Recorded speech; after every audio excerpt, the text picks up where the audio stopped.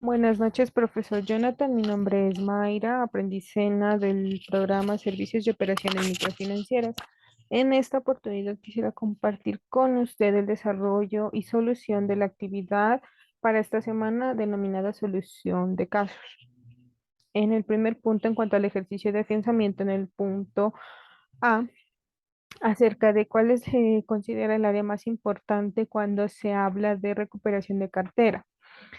De acuerdo al video y a la investigación que realicé, pues se puede decir que el área más importante en la recuperación de cartera sería el área de cobranzas.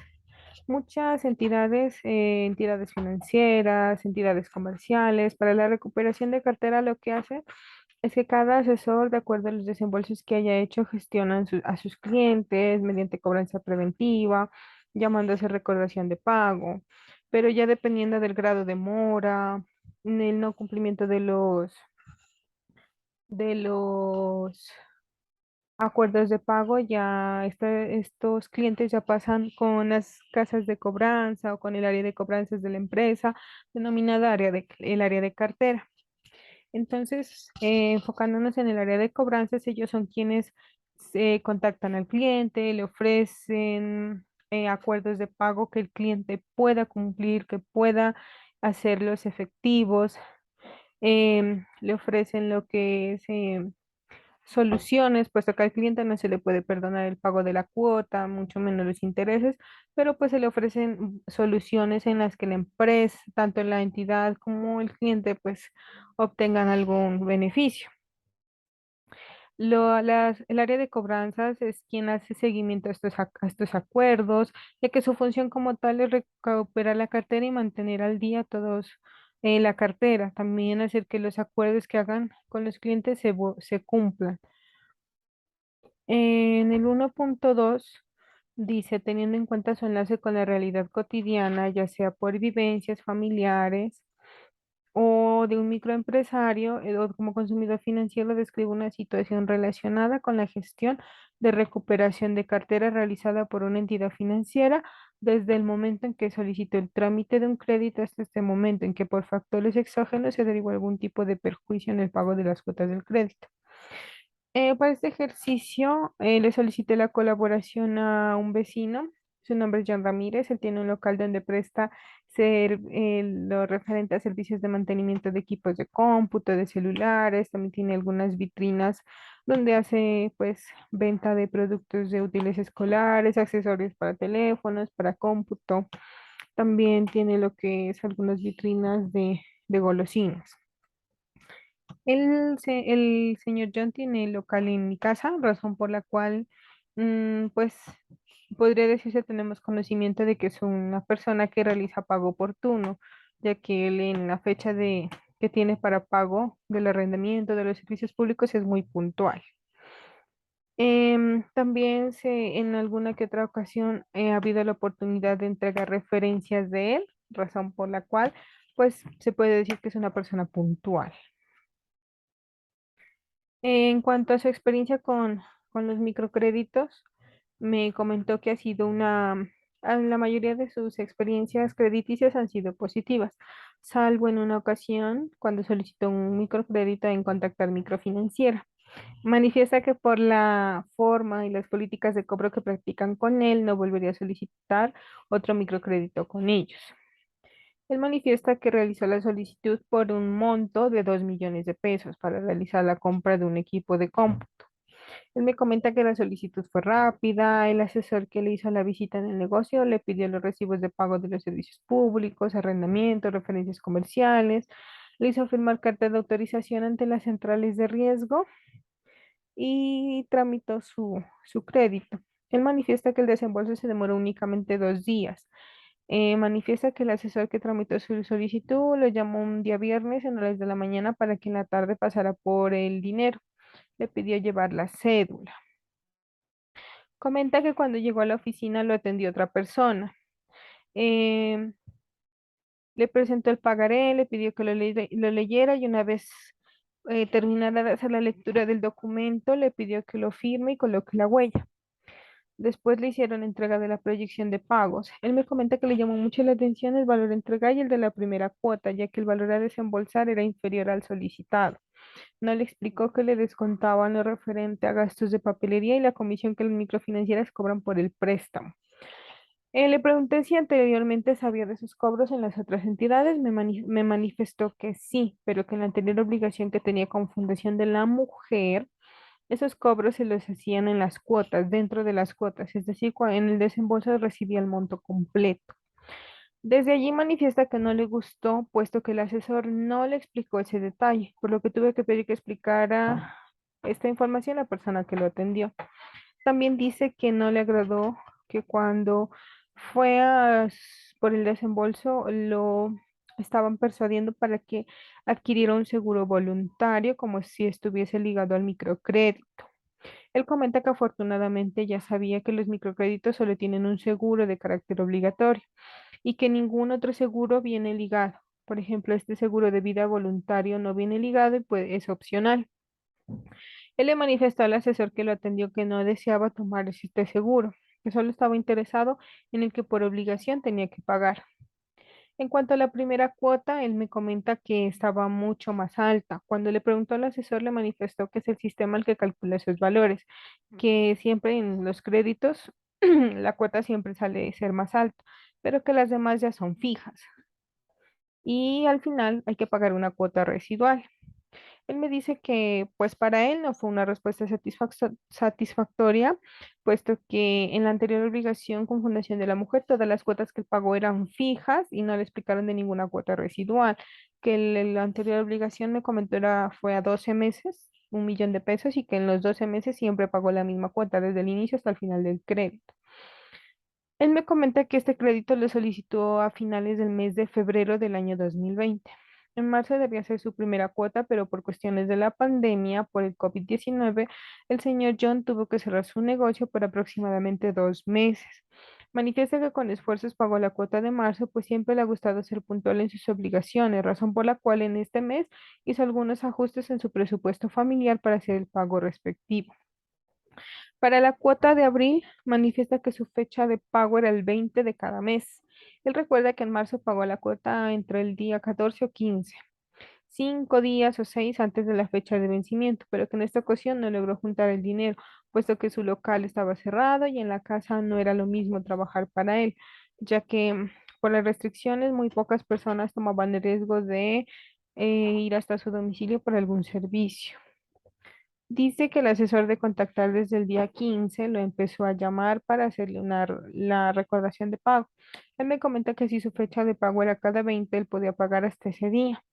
Él contestaba las llamadas y les comentaba que realizaría la cancelación en las fechas establecidas en el pago. En el día 16 recibió nuevamente la llamada del asesor, quien le dijo que no se había acercado a cancelar la obligación. El señor John recuerda que le había aclarado en la anterior llamada que acordó pagar el día 20, pues esperaba hasta ese día terminar de reunir el dinero. Después me comenta que en la tarde del mismo día le llegaron mensajes de notificación donde se le invitaba a colocarse el día en sus obligaciones. Él comenta que para sus cuentas no estaba atrasado, puesto que al ser el día 20, el día de pago tenía hasta esa fecha para cancelar. Después recuerda que el día 17 en horas de la mañana nuevamente lo llamaron para que realice el pago. Él dice que se sentía presionado, pues él sabía que no estaba atrasado en sus pagos. Se molestó un poco y le dijo al asesor que cuando le fuera posible iba a pagar. El señor John manifiesta que al igual que para hacer el pago no había oficinas, puesto que en aquellos días se encontraban cerradas las entidades financieras, no tenía cómo realizar el pago en oficinas físicas. Además, él manifiesta que le hubiese gustado poder ir a pagar la cuota y colocar una queja, ya que se sentía presionado. A lo mejor porque la microfinanciera temía que con lo del inicio de la pandemia los clientes iban a entrar en mora. El señor John dice que para el día 20 contaba con el valor de la cuota y realizó el pago a través del botón PCE. Y en horas de la tarde le hicieron nuevamente la llamada. Él les informó que realizó el pago en línea debido a que no habían oficinas presenciales por esos días. Me comentó que le manifestó al asesor la inconformidad, pues se sintió presionado para realizar el pago, que desde el inicio del crédito había sido informado él había informado que esa fecha era la adecuada para él, ya que hasta ese día él contaba con el dinero.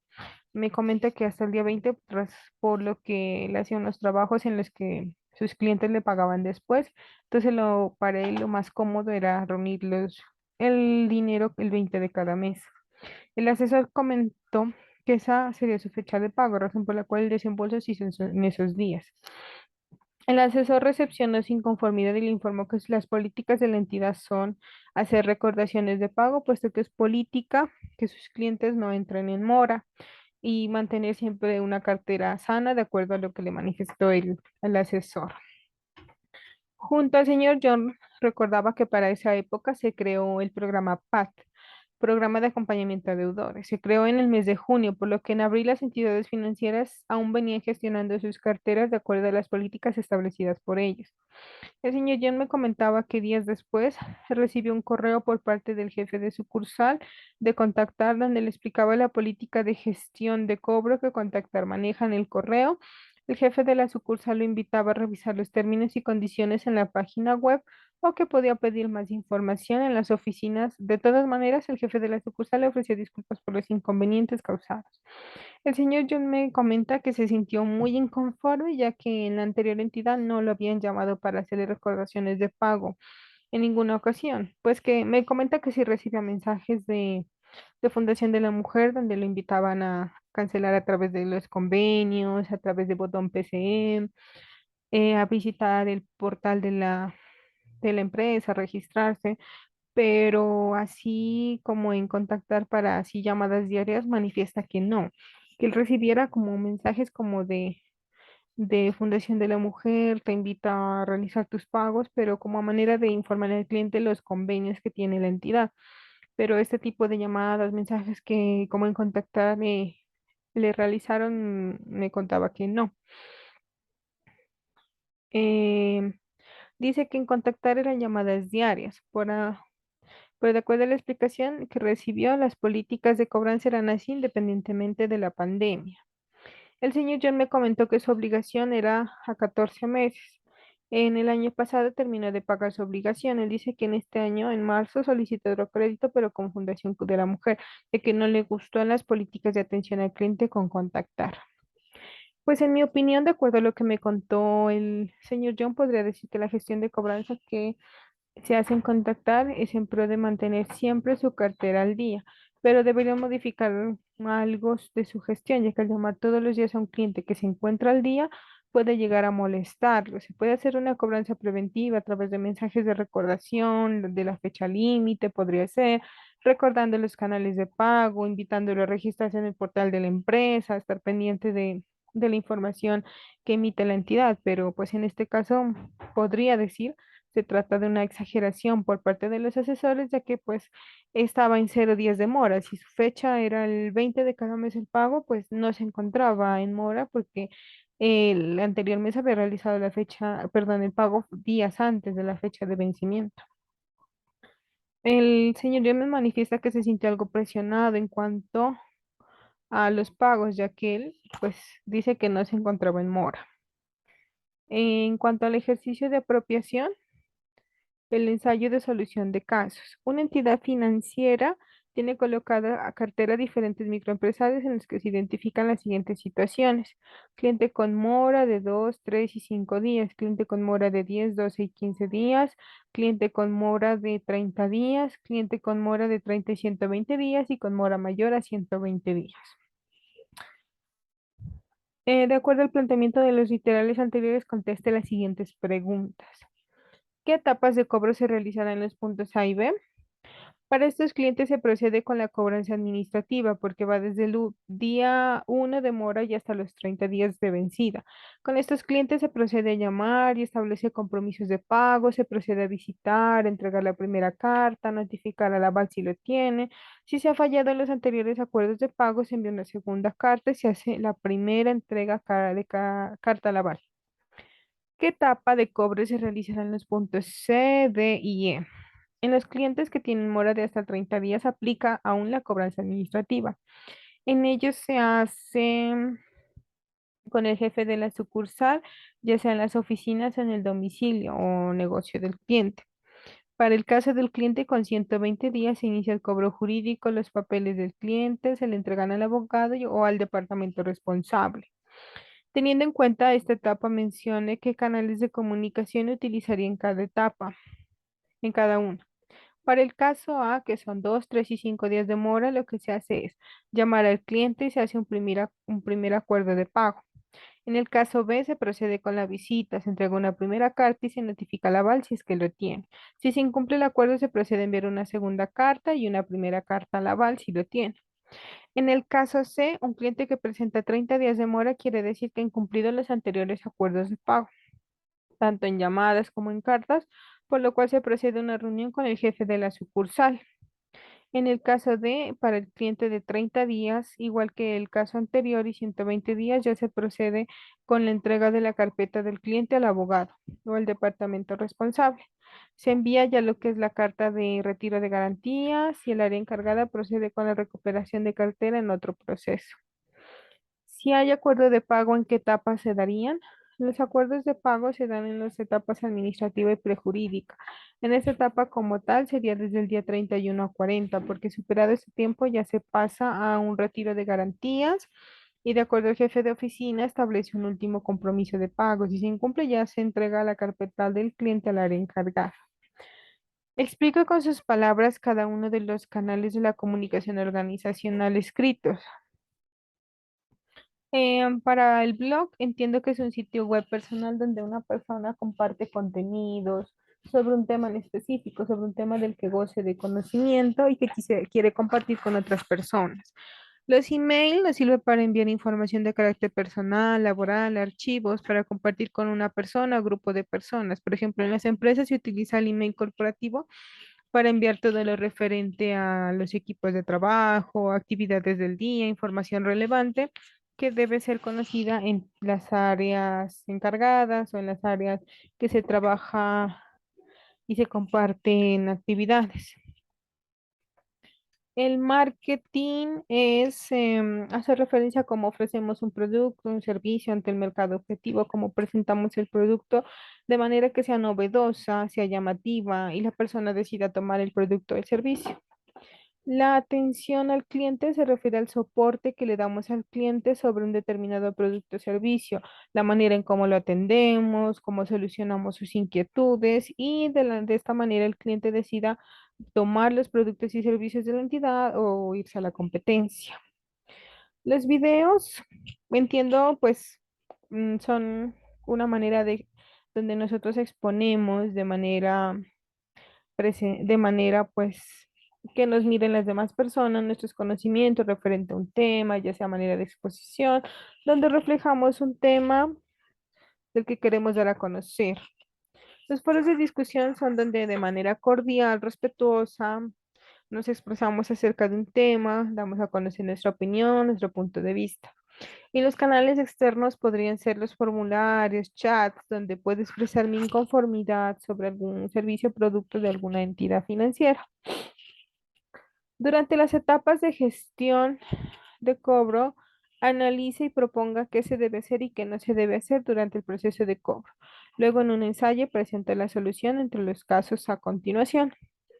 En las etapas de gestión de cobro se deben tener en cuenta las políticas que la entidad maneja para realizar una cobranza efectiva, pero también se debe tener en cuenta los lineamientos durante cada etapa. Por ejemplo, se debe mantener una comunicación constante con el cliente, aunque tenga 0 días de mora, se puede enviar mensajes de texto, de recordación de pago, donde el cliente pueda, correos electrónicos, donde se genere más que todo esto, busca un acercamiento con el cliente. Esto permite influir en los clientes y recordarles la importancia de mantener sus obligaciones al día y evitar los reportes negativos ante las centrales de riesgo. Se debe hacer un constante seguimiento a nuestro cliente, verificar que se encuentran al día. Cada cliente va a requerir una atención personalizada, pues son infinidad de acontecimientos que puede sucederle al cliente. Ya sé que puede estar en mora. La escucha atenta a las necesidades de nuestros clientes es el primer paso para establecer con ellos algunas soluciones de pago. Establecer fechas posibles donde el cliente pueda abonar al saldo o realizar compromisos efectivos de pago son importantes para que así el cliente se coloque al día. Pienso que lo que no se debe hacer es amenazar al cliente, ofenderlo, intimidar al cliente, digamos, hacer que el cliente sienta miedo de estar en mora, mentirle acerca de que si no paga va a suceder esto, digamos, un cliente que se con una mora de 15 días, 10 días, amenazarlo que su cobro va a entrar a prejurídico y debe pagar los honorarios de los abogados, pienso que es una práctica no autorizada, puesto que nosotros como asesores representamos a la entidad financiera. Esa entidad financiera debe, antes de hacer una cobranza jurídica, pasa por ciertas etapas.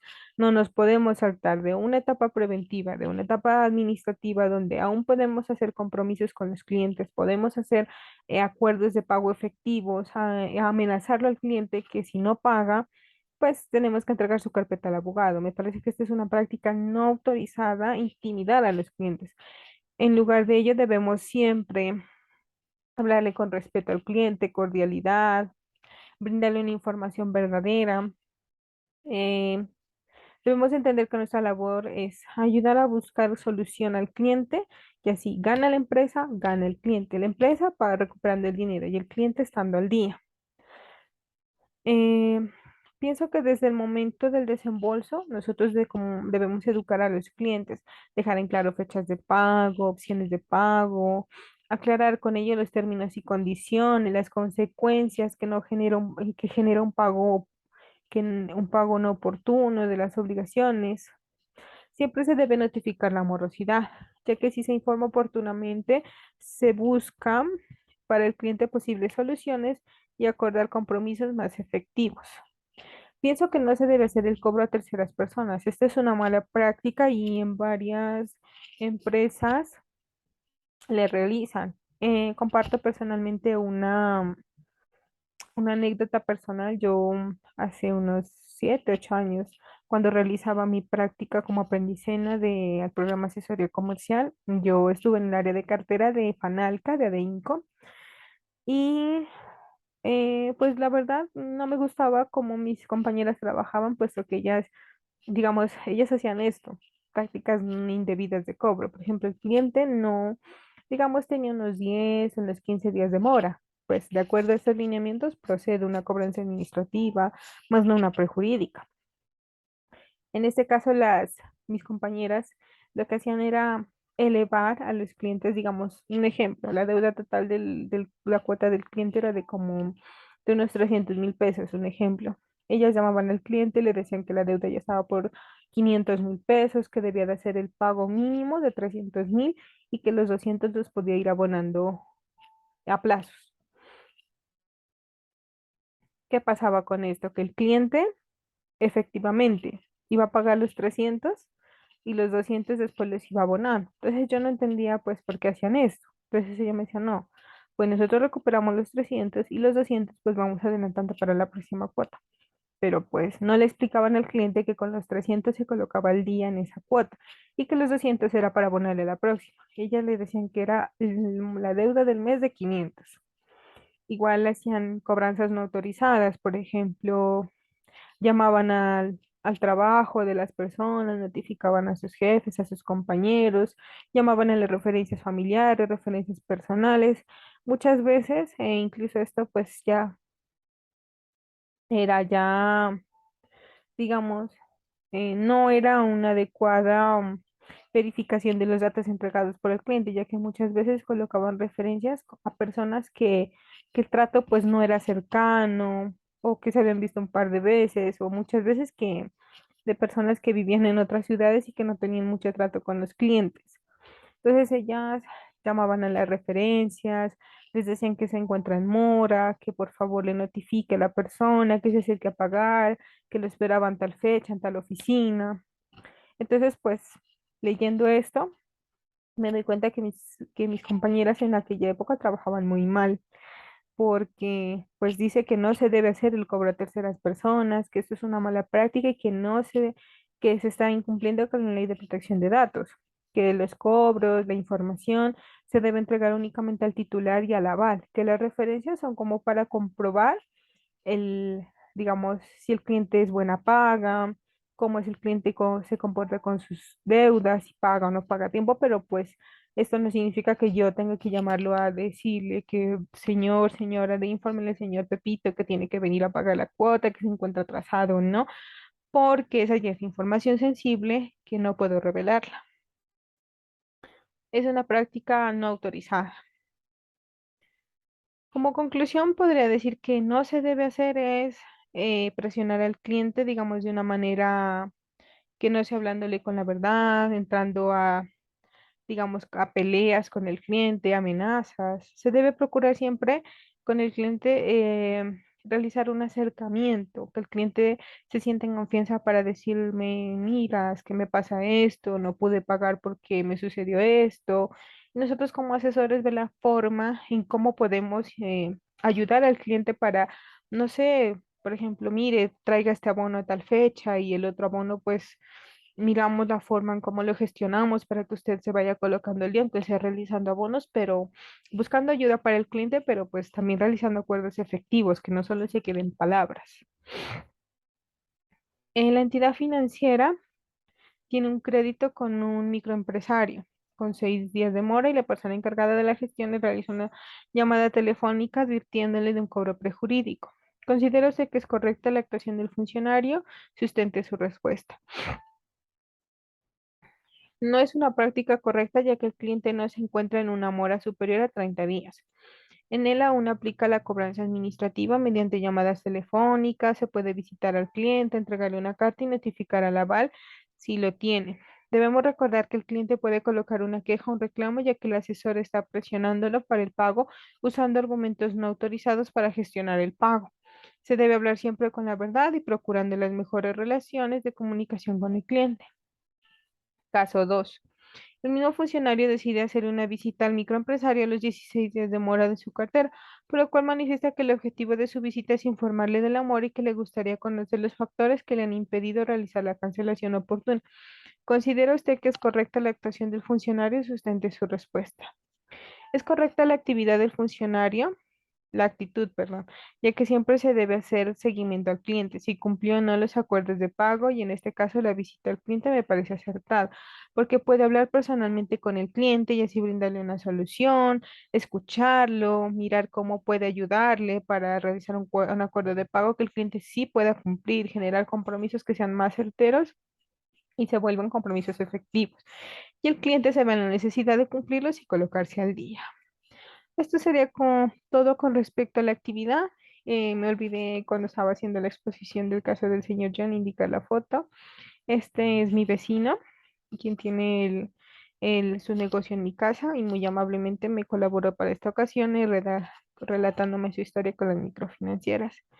Eso sería todo. Muchas gracias, profesor Jonathan, por su atención.